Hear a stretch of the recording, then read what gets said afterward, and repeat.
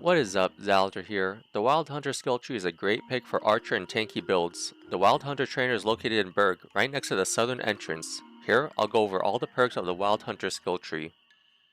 Tier 1 skills are skills that are available to anyone. You just need to have the silver to pay for the skills, and you do not have to worry about using your limited breakthrough points, so there is no harm in just buying these skills to experiment with them. You may see this little bar that is connecting these skills right here. This means that you have to buy the bottom skill in order to buy the top skill. Evasion Shot is an active skill that requires a bow equipped. It costs 12 stamina to cast and has a cooldown of 30 seconds. After casting Evasion Shot, it makes the player jump backwards and shoot an arrow, dealing 1.0 times the weapon's damage and impact and inflicting crippled, which decreases enemy movement speed by 50%. Enrage is an active skill that burns 4 health when cast and has a cooldown of 500 seconds. After casting Enrage, it gives the player the Rage boon, which increases impact bonus damage by 25%. Hunter's Eye is a passive skill that increases bow lock-on range by 2 times, allowing you to target the enemies from much farther away. Sniper Shot is an active skill that requires a bow equipped. It costs 15 stamina to cast and has a cooldown of 30 seconds.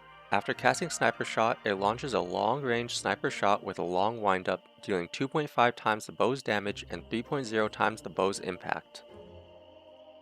Tier 2 consists of a single skill. To buy this skill, you must use a breakthrough point, meaning that you are locked into the skill tree as one of your 3 skill trees. It's a good idea to have at least a general idea of what build you are trying to go for before you use your breakthrough points, as you cannot get them back after you use them.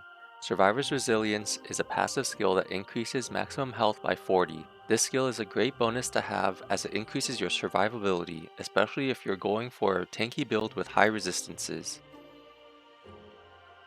Tier 3 skills are locked behind the Tier 2 skill, meaning that to unlock the Tier 3 skills in the skill tree, you have to use a breakthrough point to unlock the Tier 2 skill of the same skill tree. Again, it is generally a good idea to have an idea of what build you want to go for before you choose Tier 2 and Tier 3 skills. Some Tier 3 skills are sitting right next to each other. When you see this, it means that the two skills are mutually exclusive, and if you choose one, you cannot choose the other. Again, there is this little bar that is connecting these skills right here. This means that you have to buy the bottom skill in order to buy the top skill. Predator Leap is an active skill that requires a melee weapon equipped and the Rage boon active.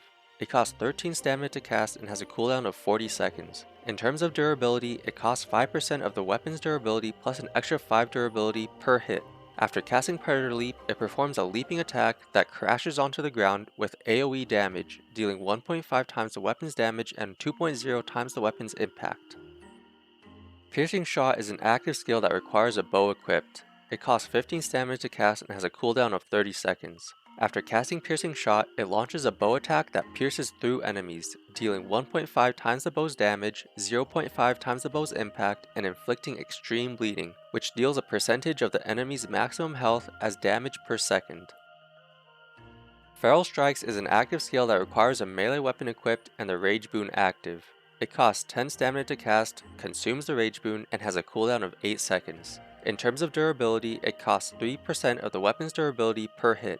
After casting Feral Strikes, it launches a melee attack, hitting the enemy twice, dealing 1.75 times the weapon's damage and impact, and inflicting pain, which decreases enemy physical resistance by 25, and extreme bleeding, which deals a percentage of the enemy's health as damage over time.